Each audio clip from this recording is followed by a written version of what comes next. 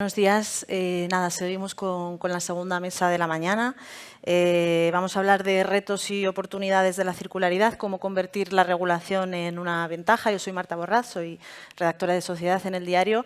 Y para hablar de este tema nos acompañan aquí a mi derecha Miguel Gómez Pavón, subdirector general de Estrategia de Ecosistemas Industriales del Ministerio de Industria y Turismo. Bienvenido. Muchas gracias. María Pérez Fernández, patrona de la Fundación para la Economía Circular y profesora de Ecología de la Universidad Pablo de Olavide de Sevilla. Bienvenida, gracias por acompañarnos. Seguimos con Begoña de Benito, directora de Relaciones Externas de Coembes. Bienvenida, muchas gracias. Buenos días, gracias. Y por último, Marco Mendoza, CEO de True World Organization. Muchas gracias por acompañarnos. En los últimos años, Europa, España, nos encontramos en un contexto en el que se están impulsando medidas, regulaciones que caminan hacia una economía circular, hacia trascender este marco del producir, usar y tirar. Es un momento de cambio, con cada vez regulaciones más estrictas, diríamos, en términos de reciclaje, de envases, de transparencia, de reducción de generación de residuos, de reducción de emisiones, todo un abanico de nuevas leyes, de nuevas normas, de nuevas exigencias necesarias para frenar la crisis climática, necesarias para mejorar la eficiencia de los recursos también. Desde ese contexto, en esta mesa nos vamos a plantear cómo empresas, administraciones, sociedad, podemos y debemos no solo adaptarnos a estos cambios, a este nuevo escenario, a este nuevo contexto, sino aprovecharlo también, ¿no? para crecer, incluso para ser más competitivos. Así que de primeras quería empezar haciéndoos una pregunta general que si queréis podéis contestar con el orden que hemos empezado o como vosotros queráis.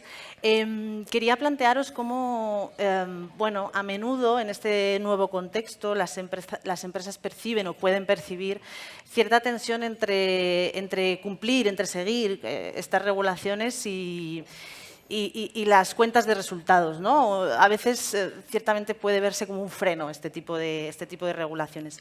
En su experiencia y desde los distintos ámbitos desde los que trabajan, ¿cuál es el cambio que deben hacer las empresas, las administraciones o toda la sociedad para concebir las regulaciones no solo como una obligación que hay que cumplir, sino como una oportunidad, ¿no? como un compromiso que puede llevar a ser una oportunidad? Bueno, pues empiezo, ya que hablamos de regulación y represento a la Administración, pues vamos a empezar por ahí. Bueno, lo primero de todo, quería dar las gracias al Diario.es por organizar estas jornadas, por invitarnos al Ministerio de Industria a participar. La verdad es que es un placer, además, compartir con el elenco que me ha tocado en esta mesa hablar sobre un tema que parece tan general, pero que a la vez tiene esa concreción en el día a día y que pretendemos que cada vez esté más presente desde nuestra parte en todos los sectores industriales. Además, felicitaros en concreto por haber conseguido un panel paritario, que alguien que está acostumbrado a participar en paneles de la industria no es algo tan común, todavía tenemos mucho que trabajar en esa dinámica. Así que, tratando de aterrizar un poco sobre la cuestión de los cambios y las oportunidades. Desde el punto de vista del diseño regulatorio, realmente la regulación no es en sí misma, o no tiene por qué ser en sí misma un freno, que es un poco la queja que es cierto que muchas empresas, cuando dialogan con el Ministerio, nos presentan, sino que tiene que ver más con el concepto del diseño de la propia regulación, ¿no? Cómo esta regulación puede o no estar orientada hacia esa consecución y cómo esa orientación tiene en cuenta o no los diversos obstáculos que estas empresas tienen que enfrentar a la hora de conseguir esos objetivos.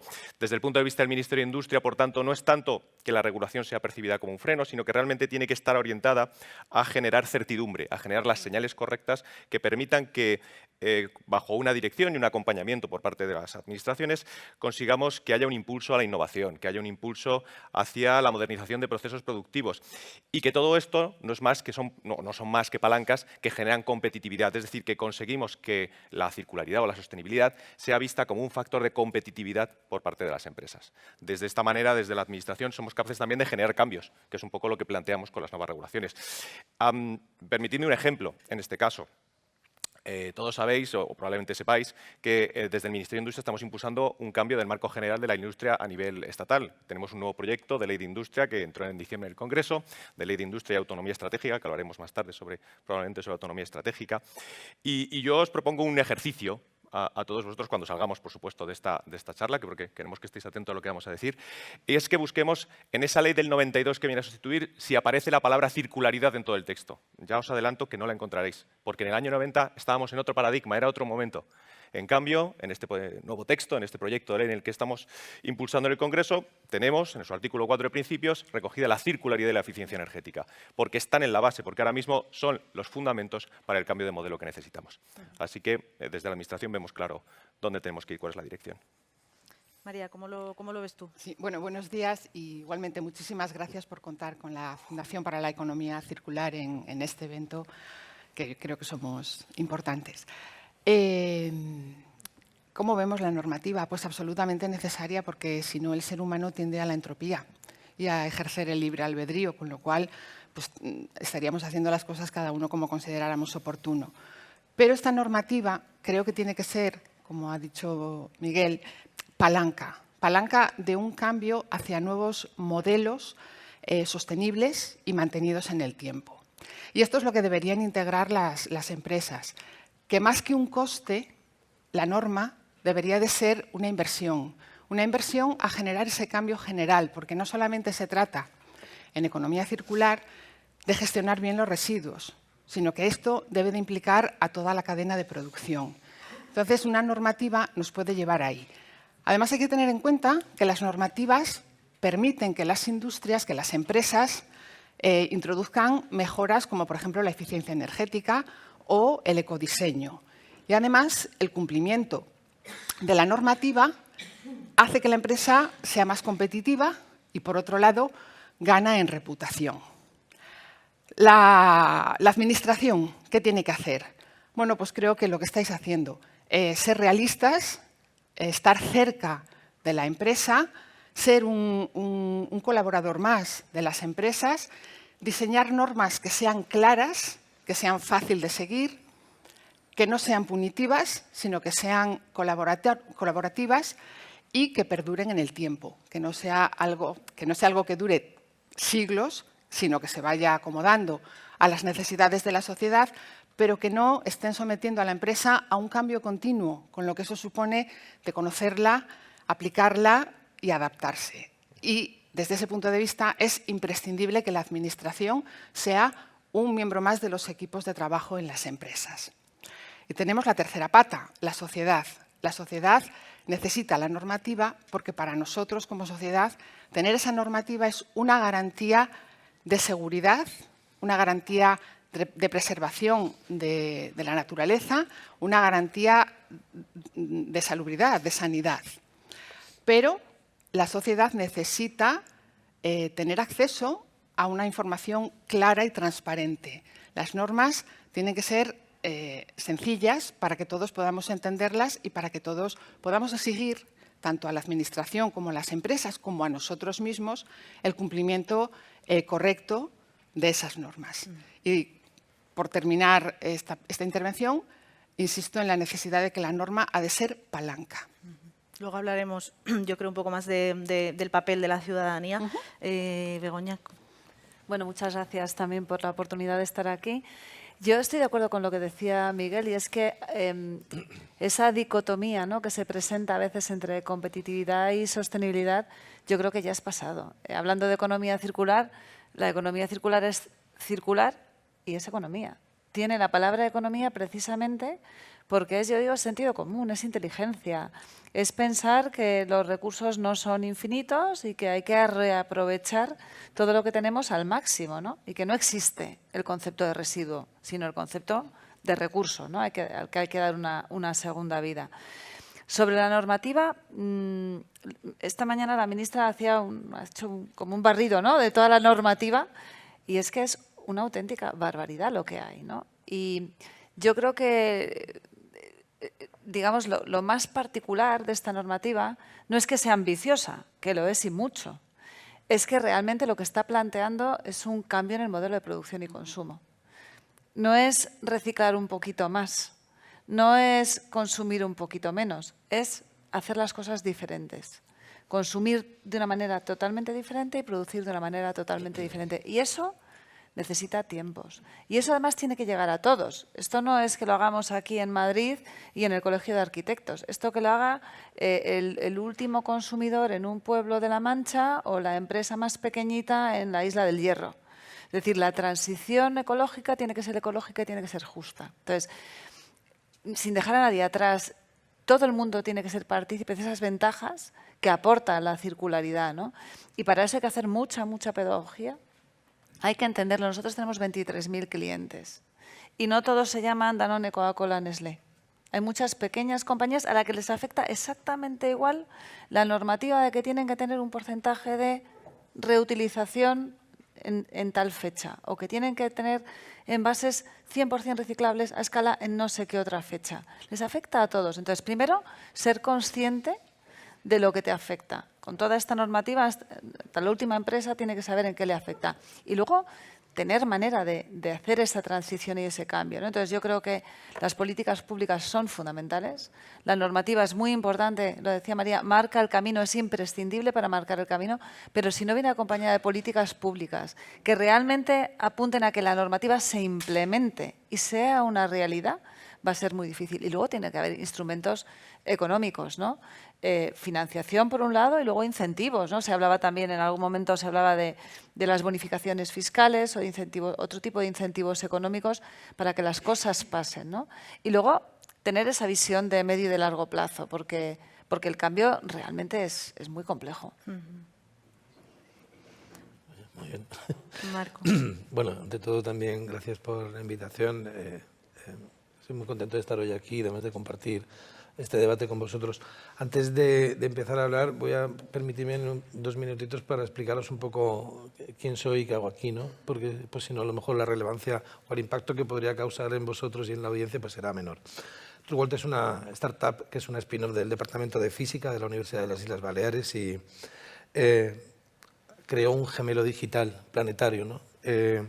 Es el único portal de ciencia, un portal de datos abiertos con trazabilidad en tecnología blockchain que lo que hace de alguna manera es no solamente poder analizar datos de todo lo que hacen administración, entidades, sino también crear modelos predictivos, ¿no? Y cómo todas estas acciones que estamos haciendo no solamente cómo impactan hoy, ¿no? Sino cómo se verán en el futuro. Además, querría aportar un poco dentro de las jornadas, ya no como una startup tecnológica, sino como científico, ¿no? Y intentar poner un poco el foco también en algo relacionado con conservación, con biodiversidad y con los escenarios en los que se va a desarrollar un poco tanto estas jornadas como todo lo que han ido hablando las distintas empresas, ¿no? Hablar de cómo la circularidad, ¿no? O la transición energética afecta a la administración, instituciones, a las empresas o a las personas, pues eso es una respuesta muy dividida porque afecta de manera muy distinta a cada una de las tres. Y a nivel regulatorio, pues tengo un caso empírico muy bueno, y es que las Baleares tiene la legislatura, digamos con más obligatoriedad para las empresas en todo el territorio español. El decreto de 2021 obliga a calcular y registrar los gases de efecto invernadero de cualquier empresa, sea cual sea su ámbito y sector, que tenga más de 49 trabajadores, ¿no? Esto es una ley bastante ambiciosa, pero que sí que ha demostrado algo. En primer lugar, demuestra que la Administración puede regular de manera eficiente.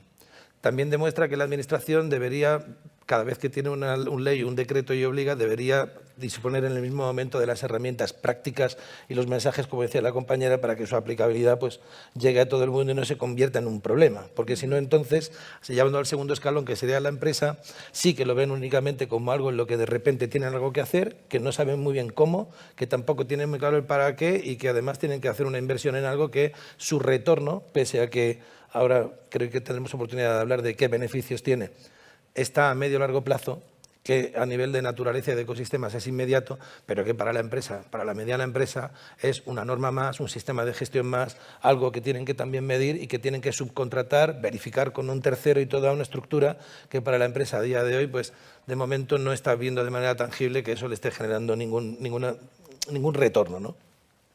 Y después las personas. Obviamente las personas seguimos queriendo tener, pese a que tenemos la gran capacidad de decidir en nuestro consumo, queremos seguir estando calentitos en invierno, fresquitos en verano, consumir lo que queremos cuando lo queremos y llegar lo más rápido a los sitios. Y eso es difícil de cambiar, ¿no? Por eso a veces pues, necesitamos, como también decía la compañera, pues que haya una regulación. Y eso ayuda y es necesario. Y el hecho de que se pongan límites, especialmente, como digo, vengo de las Baleares y el hablar de límites es algo que viene muy al caso, porque en nuestro caso, pues, decía la ministra, hablaba de 1,8 veces los recursos planetarios. Nosotros en las Baleares lo pasamos en febrero, quiero decir, prácticamente en el segundo mes del año ya se habían consumido todos los recursos naturales y su capacidad de regeneración. Por lo tanto, si hablamos de circularidad y no pensamos en el devolver, y si pensamos en devolver, la sociedad y las personas al final necesitan vivir en un entorno saludable, necesitan una energía que realmente sea accesible, tanto económica como a nivel de capacidad de abastecimiento, volviendo otra vez a que la insularidad genera que esa energía no solamente no es capaz de generarse en nuestra región, sino que además tiene que transportarse a ella, y por lo tanto se crea una situación en la que no hay una democracia de accesibilidad a la energía y donde la circularidad a día de hoy cuesta mucho convertirla todavía en una ventaja competitiva, ¿no? Creo que además en la situación en la que estamos, y que creo que podré hablar de ello también, en la que estamos ante un escenario de calentamiento global que lamentablemente no va a solucionarse con ciudades más inteligentes o con coches eléctricos, ¿no? 1,5 grados de calentamiento global no es un hito político ni una meta empresarial, es un límite físico. Y creo que eso es algo que a veces se nos olvida. Y creo que el tiempo y velocidad de los proyectos y las iniciativas que hacemos es aún más clave, ¿no?, que el qué. Y bueno, básicamente esa sería mi primera respuesta. Gracias. Miguel, en este contexto de progresiva evolución hacia regulaciones más ambiciosas, hay sectores que podemos decir que se adaptan quizá mejor a estos cambios y otros por lo que producen o por la manera de hacerlo, bueno, es un desafío mayor o se enfrentan a mayores dificultades. ¿Cuáles son estos sectores y cómo se plantea su futuro desde este punto de vista? Pues es interesante porque si hubiéramos tenido este debate hace 10 años, probablemente sí que podríamos haber definido que hay sectores cumplidores y sectores más rezagados. Ahora te diría que desde el Ministerio lo que percibimos en el diálogo que tenemos constante con todos los sectores industriales es que realmente la sostenibilidad, la circularidad ya está en el ADN, o por lo menos en casi todos los sectores. Es verdad que hay quien ha avanzado más rápido y menos rápido, pero por tanto yo no hablaría tanto de sectores como de procesos productivos, ¿no? La facilidad, la capacidad técnica, muchos de ellos de difícil sustitución, son los que de alguna manera, más allá de la concienciación, los que están provocando que haya unas dobles velocidades, ¿no? De que tengamos, por ejemplo, un sector del que casi nunca o muy poca gente piensa, que es, por ejemplo, el sector de la siderurgia. España es pues un ejemplo a nivel europeo de circularidad en el sector de la siderurgia. El 75% del acero que producimos en España es acero circular, que se produce a partir de residuos de chatarra, mientras que la media europea está en el 40%. Entonces, bien porque hemos sabido incentivar esos procesos productivos más eficientes, bien porque la extracción minera, la extracción del propio mineral era mucho más dificultosa en nuestros contextos. El caso es que este sector en concreto, por ejemplo, ha sabido adaptarse y generar una ventaja competitiva para seguir compitiendo, valga la redundancia, con sus homólogos en el conjunto del mercado interior. Pero tenemos otros sectores que lo tienen más difícil por su propio proceso de naturaleza. Si hablamos del sector del cemento, la propia generación del clínker pues, lleva asociado unas dificultades que, de hecho, lo catalogan como sector de difícil abatimiento, porque si hablamos, por ejemplo, de emisiones de CO2, que comentaba Marco, ¿no? la necesidad también de adelantar y de acelerar en ese proceso de reducción de emisiones, pues consustancialmente la propia producción, la oxidación de las calizas, pues es que va a generar CO2, no hay otra manera de hacer ese proceso. Y entonces ahí sí que hay un trabajo muy interesante de utilización de residuos de otras industrias para tratar de reducir esa huella, ese impacto, y que se está trabajando, pero que probablemente, pues, por la propia naturaleza, como decía, llevará algo más de tiempo del que nos gustaría. Tenemos también ejemplos en el ámbito de la industria química, donde, por ejemplo, se está dando un gran impulso a todo lo que es el reciclaje químico, para también favorecer esa circularidad, esa reintroducción en las cadenas de valor de todos esos materiales, que creo que ya se mencionaba en la mesa anterior y ahora también lo mencionaba Begoña, ¿no? Que tenemos que dejar de pensar en el residuo como eso que es el fin último de un producto, ¿no? Eso es a donde va a llegar, ¿no? Ahora mismo estamos hablando de que eso es una nueva materia prima. es una materia prima secundaria que además nos da otras oportunidades, no solo de continuar de reducir nuestra huella, sino de generar nuevas actividades económicas. Por tanto, yo te diría que salvo retos que ahora mismo estamos enfrentando, como tiene que ver, por ejemplo, con la captura del CO2, ¿no? Con los procesos de captura, transporte y almacenamiento del CO2, o con estos procesos de reciclaje químico, ¿no? Que están ahí desarrollándose y que ahora mismo estamos a nivel europeo en un debate sobre cómo somos capaces de conciliar la necesidad de potenciar ese reciclaje con la subsistencia de otras maneras de reciclar que son complementarias, no son sustitutivas, como el reciclaje mecánico, y que de alguna manera tengamos una política coherente que permita también que este nuevo mercado de las materias primas secundarias sea un mercado que se desarrolle dentro de la Unión Europea. Así que, por tanto, yo creo que en este caso, volviendo al inicio de mi respuesta, yo creo que estamos hablando más bien de cuál es el proceso concreto, dónde tenemos que ser capaces de buscar los incentivos, el apoyo necesario para esos procesos, más allá de que yo creo que, en general, la gran mayoría de los sectores ya tienen asumido que esto es una política que ha venido para quedarse. Por hablar un poco de empleo, la transición ecológica puede generar inquietud en algunos sectores industriales por su posible impacto, ¿no?, en el empleo. Miguel o María, incluso cualquiera de la mesa, ¿no? Desde su punto de vista, ¿cómo se puede compatibilizar la urgencia ecológica con la necesidad de mantener empleo de calidad, ¿no? Ahí, María, desde la Fundación también ponéis el foco en esto, ¿no? Sí, ponemos el foco en eso y en ayudar también a empresas a que vean nuevos nichos de trabajo que los tienen ahí y que quizá no hayan pensado en ellos. Está claro que la economía circular favorece empleos más especializados y de más calidad, que implican a todo el proceso productivo de cualquier empresa, y por supuesto están también esos puestos de trabajo en el sector que se ha considerado siempre como verde o más apegado a la naturaleza. De hecho, ha habido un cambio y se está viendo cada día más. Hemos asociado inicialmente el empleo asociado a la economía circular al reciclador o al reparador.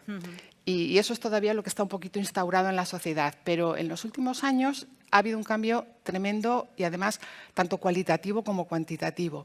Si hacemos una búsqueda de los empleos que ofrecen empresas medianas y grandes, pues hemos pasado de puestos de técnico exclusivamente a puestos directivos, por eso hago incidencia en que mejora la calidad del puesto de trabajo, pues directivos de cambio climático, directores de sostenibilidad, directores de repensado de negocio, porque está siendo necesario, y por supuesto puestos base, puestos también de calidad en la I+D+I, fundamental, imprescindible para que busquemos soluciones a los problemas que nosotros mismos estamos generando. No olvidemos que la economía circular no es algo nuevo, esto está inventado. En la naturaleza no se generan residuos, cualquier cosa que produce un organismo es utilizado por otro, el problema lo generamos nosotros y lo tenemos que buscar nosotros.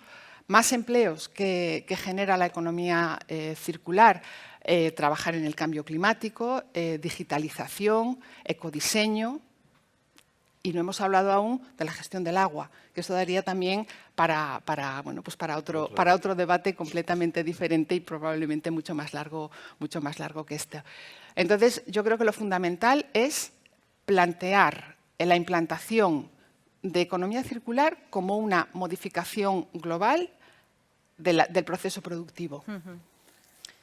Sí, claro, por supuesto. Lo que señalaba María, con lo cual estoy 100% de acuerdo, hay también una dimensión adicional a todo este proceso de generación de nuevos empleos y de mejor calidad, etcétera, que es la dimensión territorial, porque además la circularidad, el empleo asociado a la economía circular es un empleo local, es un empleo próximo al territorio, que nos ayuda, no es competencia de nuestro propio ministerio, ¿no? El reto demográfico está en otro compartimento, pero al final es algo que a todos nos llama y nos apela. Entonces, desde esa óptica de generación de nuevo empleo de calidad, si además somos conscientes de que cada empleo en el ámbito de la economía circular generalmente es un empleo local, eso nos da además la posibilidad de llevar pensar en nuevos modelos de negocio que permitan luchar contra la despoblación. Y eso es importante también a la hora de generar esos nuevos modelos de consumo más eficiente, que seguro que Begoña, además, desde la parte de Coinbase tendréis estudios sobre cómo realmente esta economía genera esas nuevas oportunidades. A nosotros lo que nos viene de los sectores es precisamente eso, la capacidad de generar capilaridad, ¿no? de volver a aquellos centros que en su momento fueron abandonados por esa deslocalización, volvemos a la relocalización de nuevo y de la mano gracias a la economía circular. Nosotros, si de quieres. hecho, hicimos hace un par de años o 3, lo hicieron ellos, la Fundación 1 de Mayo de Comisiones Obreras, antes era ISTAS, Sí. hicimos un estudio para tratar de analizar cómo era el empleo, ¿no? Que generaba, es verdad que estaba muy centrado en nuestra actividad, ¿no? Que es el ecodiseño y el reciclaje de envases, ¿no? Pero, bueno, y sobre todo, más allá de los empleos que generábamos, era la calidad de ese empleo. Claro. Es decir, es un empleo de futuro, como decías, Miguel, que fija población a territorio.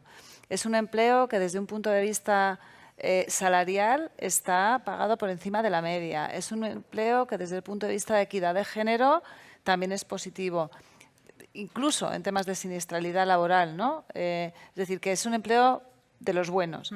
Yo sí quería hacer un matiz. Si hablamos de los nuevos empleos, bueno, y también recuperar viejos. O sea, es que yo recuerdo que yo he llevado a remendar medias. Claro. Esos empleos no son nuevos, son empleos viejos que se han perdido.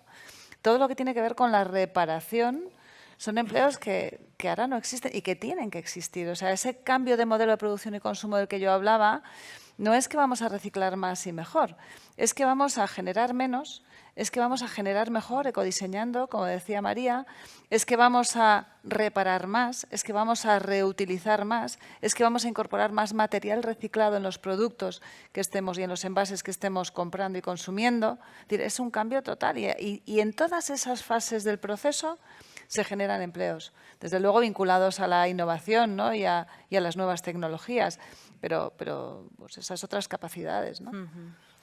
Marco, por hablar de datos, de transparencia, ¿no? En True World Organization, proponéis soluciones tecnológicas basadas en la evidencia científica, como tú bien decías antes, y cada vez más la circularidad se mide con datos y aspiramos a la transparencia total, ¿no? ¿Estamos preparadas tecnológicamente, incluso culturalmente, diría yo, que igual es mayor reto, para asumir esta transparencia completa al 100%? Bueno, yo tecnológicamente, o sea, la tecnología está y además es la tecnología que garantiza máxima transparencia, o que crea modelos totalmente fiables basados en multifuente y capaces de realmente dar total transparencia. Esa tecnología existe. La capacidad que tengan administraciones, empresas de implementarla y el riesgo reputacional, técnico, económico que puedan tener de poner en evidencia su propia situación y su contexto como empresas o como destinos o como comunidades, pues es un reto cultural, porque hay también una cuestión en la que cuando todavía los datos no se saben interpretar y además son datos que se pueden interpretar de manera errónea por parte de sus consumidores finales, sus ciudadanos, pues obviamente tiene que haber una cierta curva en la que mientras se aprende al manejo de ese dato, pues de manera responsable, pues no se publican ciertas cosas. Sin embargo, sí que es cierto que hay muchas cosas que ya se conocen, ¿no? Y por ratificar un poco y poner algún ejemplo de modelos y datos científicos que tienen relación con lo que han hablado mis compañeros, ¿no? En cuanto al tema de industrias, las industrias y los sectores tienen mucho que ver también con territorio, como bien decías, pero es que además no tienen nada que ver con su localización geográfica dentro del mismo país, ¿no? Y voy a poner un ejemplo, ¿no? La agricultura puede ser un gran emisor de contaminación y de gases de efecto invernadero en una región donde tenga un alto componente y donde las emisiones de metano puedan ser muy altas. En el caso de las Baleares, toda la agricultura contamina un poquito menos que 2 días en temporada alta del sector turístico.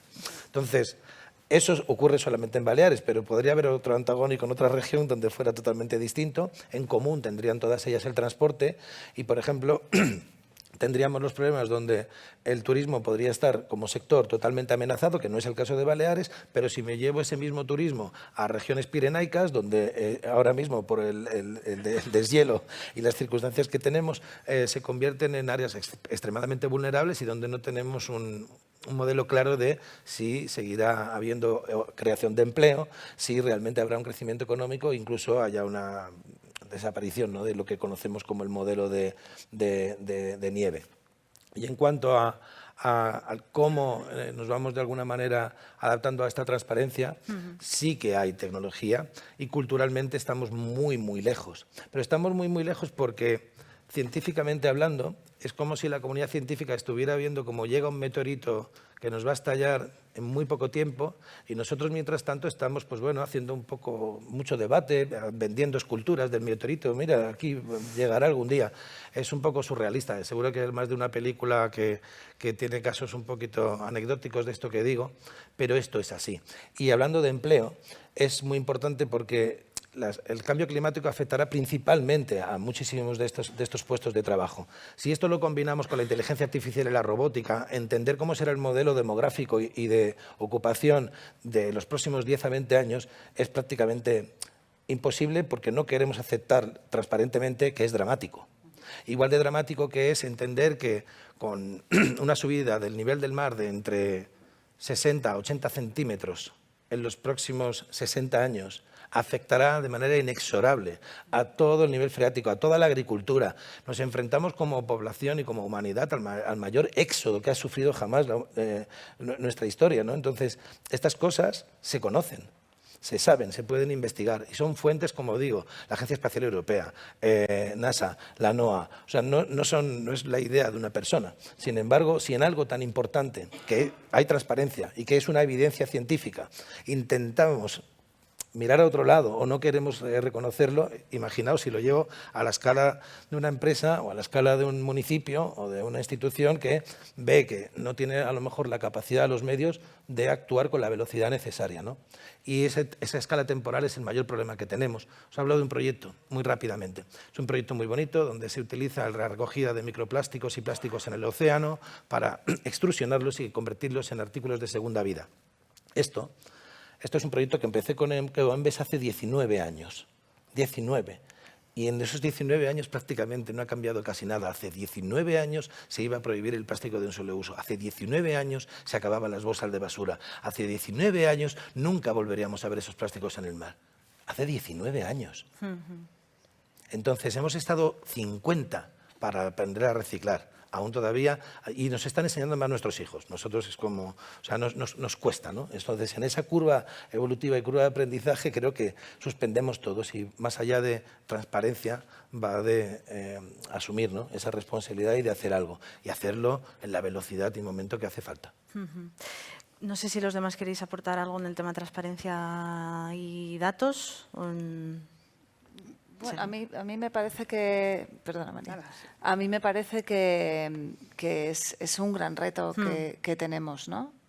Como sociedad, diría, porque si no sabemos dónde estamos es muy difícil saber qué camino tenemos que seguir para llegar donde queremos, ¿no? Y hay controversia en absolutamente todos los datos. O sea, yo hablo de mi ámbito, pero es que no conozco ni un solo ámbito en el que no haya controversia. Pero ¿hasta cuántas personas van a una manifestación, no? Se hace un debate político de eso. Entonces, yo creo que es absolutamente fundamental. Creo que hoy tenemos suficiente tecnología como para trabajar en ella y tener datos fiables que nos permitan saber dónde estamos y dónde queremos ir. Me gustaría hablar de los sistemas de depósito, devolución y retorno, que bueno, son aquellos sistemas en los que al devolver el envase en un punto de recogida se devuelve parte del dinero invertido. Parece que tienen fecha de entrada en vigor, en algún momento llegarán a España, los hemos visto en algunos otros países europeos. ¿Cómo afrontan los sistemas colectivos de responsabilidad ampliada como Ecoembes? ¿Cómo afrontan este desafío, ¿no?, esta convivencia, digamos, paralela con este tipo de sistemas que parece que sí que van a llegar? Bueno, yo creo que esto es una evolución del modelo. Yo creo que también es un error hablar de modelos contrapuestos. Yo creo que esto es una evolución del modelo de reciclaje, pero que sin duda supone un reto, ¿no? Porque llevamos, lo decía Marco, 27 años haciendo las cosas de una determinada manera. Esto forma también parte de ese cambio en la forma de hacer las cosas que tenemos, y cambiar un hábito siempre es muy difícil. Y es verdad que hoy todavía nos queda mucho por hacer en lo que separamos en casa. No separamos todo lo que tenemos que separar, ni lo separamos todo bien. Pero ya hemos creado un hábito. Tenemos 500 y pico mil contenedores en las calles, nos hemos acostumbrado en nuestra casa a separarlo de la mejor manera que podamos, o con cubos, o en bolsas, o cada día, o como sea, llevarlos a los contenedores que tenemos en la calle. Y esto supone que ahora, de eso que yo ya hacía para todos mis envases, ahora hay un subconjunto, que son los envases de bebidas, tanto botellas de plástico como latas, botellas de menos de 3 litros, no todas, las garrafas grandes no. Ahora tengo que separarlas de una manera diferente. Al comprarlas voy a pagar un poquito más, y cuando las devuelva en perfecto estado, pues tengo que recuperar mi depósito, ¿no? Entonces, este cambio de ámbito a nosotros lo que nos parece es un reto. Hay que estar ahí, hay que hacerlo, y hay que hacerlo bien. Y otro mensaje importante es que hablamos de sistemas de depósitos como si solo hubiera uno. Y hay tantos sistemas de depósito como países en los que está implantado. Y habrá que adaptar ese concepto de sistema de depósito a un mercado como el nuestro, donde tienes, no sé cuántos, 80 millones de turistas, no sé, igual, ¿no? Más o menos, 80 millones de turistas. Un consumo fuera del hogar que no tiene parangón en otros países. Siempre hablamos del ejemplo de los países nórdicos. Bueno, es que no tienen posibilidad de consumir durante 11 meses al año fuera de su casa, ¿no? Y en terrazas y en espacios públicos, donde además tenemos pues una dispersión demográfica y una orografía, o sea, que también plantea retos logísticos, donde desde luego no tenemos la estructura comercial que tienen en Alemania, con grandes moles y grandes centros comerciales. Aquí el pequeño comercio existe en el último pueblo de España, y en ese último pueblo de España también hay que implementarlo, ¿no? Entonces, supone una transformación muy importante, que es tan importante que hay que hacerla, yo creo que se va a hacer así, pues teniendo en cuenta toda esa cadena de valor, ¿no? Porque si no, no podremos hacerlo bien. Y a nosotros el reto que se nos plantea no es solamente implementarlo bien, sino que no se nos caiga lo que ya hemos hecho bien.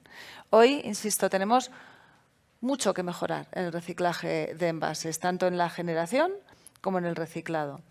Pero estamos dentro de los 10 países europeos que más envases recuperan. Eso es un dato de Eurostat.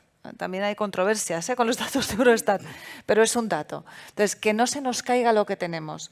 Que el ciudadano, por decir, oye, como esto ya he pagado un poquito de dinero más y tengo que devolverlo, pues como por el detergente no, o por la pasta de dientes no, o por la botella de aceite no, pues entonces me dedico a una cosa y no a otra. Porque los objetivos de recogida separada y de reciclado son para todos los envases. Hay que seguir reciclando detergentes y reciclando cajas de galletas, no solamente las latas y las botellas, ¿no? Entonces, supone un reto importante, pero se ha hecho en otros países, y esa transición hay que hacerla. Y hablamos de un modelo dual, no un modelo incompatible, sino un modelo que tiene que evolucionar. María, estos sistemas de depósito, devolución y retorno me dan un poco pie para hablar de anticipación regulatoria, ¿no?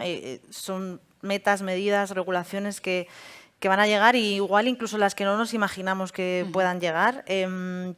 ¿Cómo pueden las empresas y la sociedad, la ciudadanía y administraciones prepararse para lo que viene antes de que ocurra, ¿no? Y ahí luego, si queréis, abrimos un poco el debate. Pues mira, yo creo que las empresas lo están haciendo ya muy bien, porque les va en la cuenta de resultados el hacer las cosas bien y no estar al margen de la ley.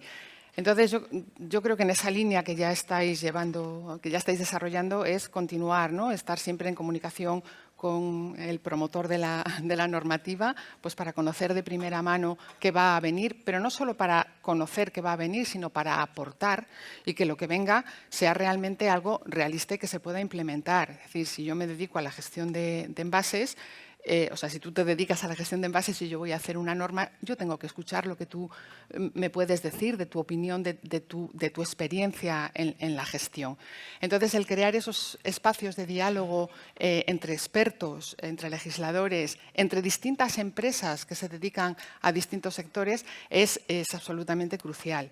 Echar mano de otro tipo de expertos, y bueno, lo hablo por nosotros, ¿no? que en muchas ocasiones pues, servimos de vínculo entre distintos sectores pues, para que puedan conocer y debatir. Y, por supuesto, también aprovechar todo lo que ahora mismo está a mano, ¿no? Pienso en los Next Generation, en todo el listado de proyectos que nos ha citado esta mañana la vicepresidenta, pues eso también está ahí y hay que trabajarlo un poquito, ¿no? Los Next Generation surgen pues para digitalización, renovación y cambio de modelo de negocio. Pues ahí está, ¿no? El residuo y cómo se gestiona es un cambio de negocio, porque lo que tenemos que intentar es no generarlo o reducir esa generación. Por tanto, yo creo que las empresas están en el camino que tienen que estar y quizá lo que deberían de hacer es reforzar esas interacciones entre ellas y con los generadores de la normativa. Miguel, si quieres. Aquí por alusiones. Sí. Ayer cuando estaba preparando esta intervención, porque es verdad, los funcionarios también trabajamos a veces los domingos, no creáis. Buscaba los últimos datos, ¿no? Y veía, es que nuestra estructura económica, efectivamente, hablábamos de datos, más del 99,38%, creo que según la última estadística del INE, son pymes. Y estas son las empresas que realmente van a tener que aplicar esta normativa que estamos desarrollando desde los distintos niveles, que además es una complicación añadida si nos queremos comparar con otros Estados miembros de la Unión Europea, ¿no? Nuestros diferentes niveles, estratos de la Administración, que generamos diversas regulaciones que de alguna manera tenemos que, además de todo, por lo menos conseguir que sean compatibles y no contradictorias y que sean incluso sinérgicas y que permitan que refuercen esa innovación que las pymes necesitan. Entonces, si somos conscientes de que partimos de que más del 99% son pymes, desde la Administración somos conscientes, tratamos de tener un diálogo, pero es que más estamos intentando implementar medidas de acompañamiento. Ahí, por ejemplo, la figura de los PERTES, de los que nos habéis oído hablar a todos los ministerios durante este tiempo. Bueno, nosotros de Industria es una figura que vamos a mantener más allá del periodo post-PRTR. O sea, entendemos que el PERTE, la necesidad de establecer proyectos estratégicos definidos de la mano del sector privado en este caso, son los que nos van a permitir tener en cuenta esa singularidad y ser capaces de prever cuáles pueden ser las barreras, los obstáculos que ese 99,38% de pymes se van a enfrentar para, por ejemplo, poner en marcha sistemas de recogida selectiva en cada uno de esos pequeños dispensarios o comercios en toda la España. Pero es que además, desde el punto de vista de Administración, y en concreto de nuestro ministerio, nos interesa, por una vertiente, si me permitís, hasta geopolítica. Es que cuando estamos hablando de circularidad estamos hablando de autonomía estratégica. Estamos hablando que cada tonelada de materia prima virgen que no se consume es una tonelada que nos permite ser más independientes viendo cómo es actualmente la situación en la que nos encontramos. La semana pasada estaba de viaje en Navarra hablando pues, con gente del clúster de energías renovables de allí y demás y comentábamos un poco este cambio de paradigma, ¿no? O sea, es que ahora mismo no podemos concebir ninguna actividad económica que no incluya esa parte de circularidad, ¿no? Ya se hablaba, por ejemplo, hablaba la ministra esta mañana, la vicepresidenta, cuando inauguraba del reciclaje de palas, pero es que en todos los eslabones de esta cadena de valor existe una posibilidad de incluir la circularidad. Y más si cabe, si estamos hablando también de fomentar esta autonomía desde el punto de vista de promover la producción local, ¿no? No solamente desde el punto de vista de generación de empleo que hablábamos antes, sino también desde el punto de vista de asumir que tenemos recursos propios ya aquí disponibles y que tenemos que ser capaces, y esos recursos son esas materias primas secundarias. Hace unos días, por ejemplo, nos encontramos con una noticia: China va a establecer unas nuevas restricciones a la exportación de diversos materiales como el grafito, los ánodos y demás, cuando somos un país que estamos promoviendo la fabricación de baterías, las gigafactorías y demás, pues tenemos que ver cómo somos capaces dentro de la Unión Europea de crear un nuevo hub que nos permita reaprovechar toda esa batería, todos esos materiales que ya están aquí presentes para no ser tan dependientes del exterior. Entonces yo creo que ahí un poco desde la Administración vemos que hay tantas dimensiones que nos llaman a que esto sea una realidad, que tener clarísimo que somos los primeros interesados en que ese diálogo con las empresas y con las asociaciones, por ejemplo, como tipo Encombes, esté presente. Marco, te voy a sentir, si quieres, como última intervención, porque nos quedan 2 minutillos. Aprovecharlos al máximo. ¿El qué, perdona? Los aprovecharé al máximo. Lamentablemente con el reciclaje doméstico especialmente lo que ocurre es que nos encanta crearnos mitos, ¿no? Es decir, no reciclo porque esto no va a ninguna parte, luego todo lo juntan, cosas así, ¿no? Que es algo Sí, en lo que es verdad. hacemos que así tenemos que hacer menor esfuerzo, ¿no? Cuando al final sí que es cierto que en plantas de transformación estamos con una nota muy alta, ¿no? Especialmente en los territorios insulares. Hay una cosa que sí quería un poco compartir a nivel institucional, ¿no? Más allá del drama que ha supuesto el tener que devolver tantísimos fondos europeos por falta de gestión de los proyectos, ¿no? Que esto al final pues, es una pena ahora que se acaban, ¿no? Especialmente los Generation Next, ¿no?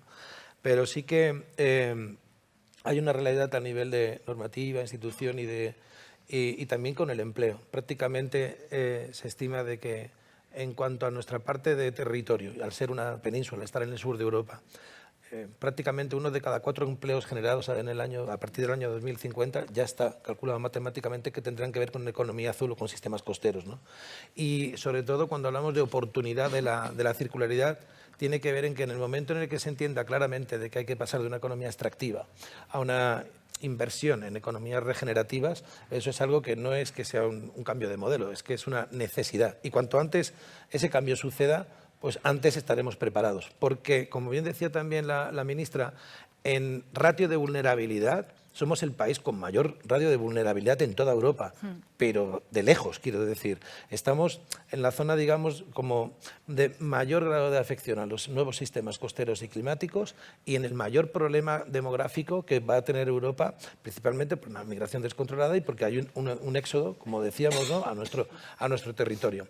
Lamentablemente, las instituciones que hay quienes hacen con más o menor velocidad están desmembradas, quiero decir. Creo que el mayor reto que tiene la institución es cohesionar en que no dependa de qué región o de qué institución o de qué título tenga para que se pongan de acuerdo en tener políticas comunes con la velocidad que esto merece. Y ya acabo en esos 5 segundos con una pequeña nota de uno de los primeros naturistas, ¿no? Félix Rodríguez de la Fuente, ¿no? Hace, no sé, entre 30 y 40 años, que dijo que si cuando uno tenía un problema físico iba a ver a un doctor y cuando quería construir un puente iba a un ingeniero, porque la naturaleza quedaba en manos de decisiones políticas.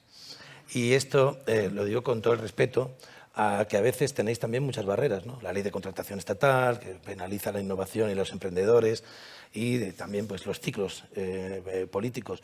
Creo que, como también dijo, es hora de un pacto global y de que nos unamos todos en algo que es tan importante como afrontar el reto de manera conjunta, dejar egos a un lado, dejar títulos y que instituciones, administración, medios de comunicación como el diario.es, científicos, emprendedores, pues entendamos que esto es realmente nuestro mayor reto y nuestra responsabilidad como ciudadanos, como individuos y como padres.